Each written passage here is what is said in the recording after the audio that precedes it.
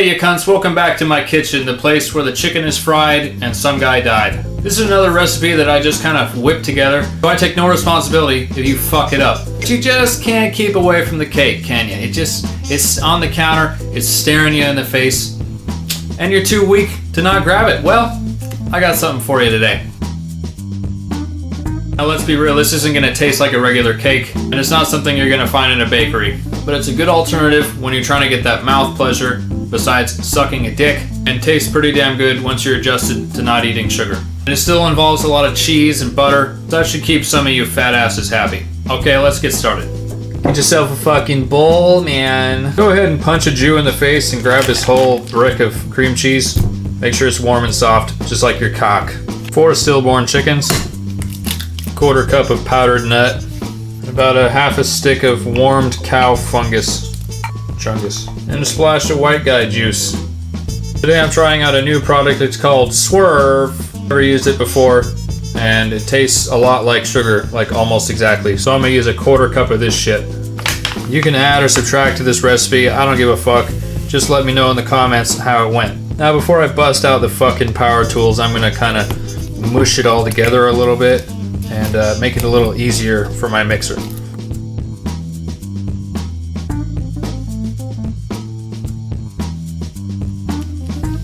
I'm going to mix it together about as fine as your not quite related Aunt Mabel.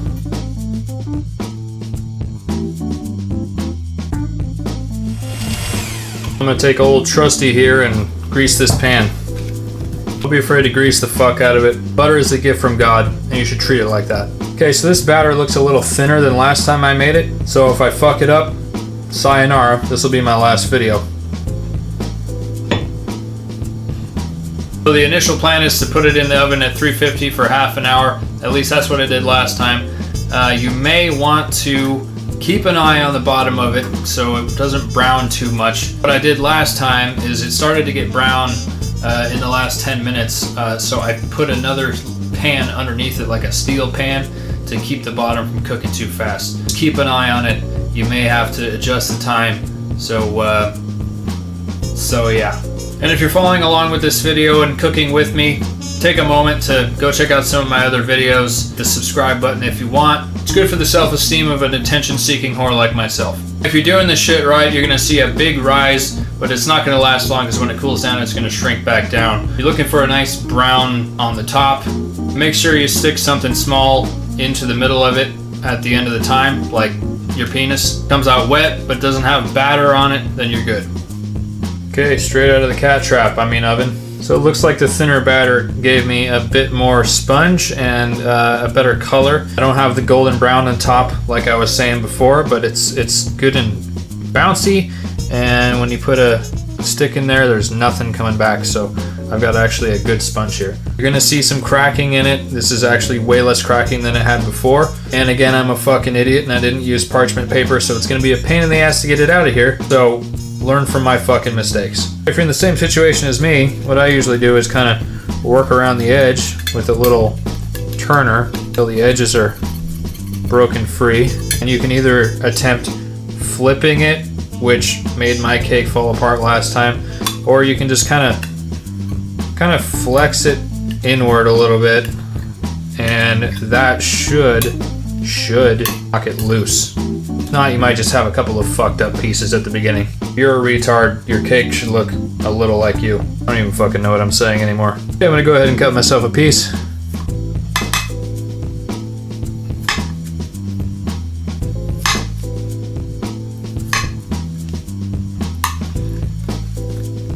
Okay, I realize this is hot, so it's gonna be a little different than if you're, to get it out of the fridge or whatever. Got a pretty good little sponge there. I realize it looks like fucking scrambled egg, which it partly is, let's be honest. But the taste, it's a great taste. By the way, I had to go a little over on the time. Maybe don't even bother putting another pan underneath. The bottom came out the same color as the top. Maybe even a little bit too moist, but it doesn't really matter because it's mostly cheese, so it's gonna have a little bit of moisture to it anyway. But it's got a great, nice, subtle sweet flavor.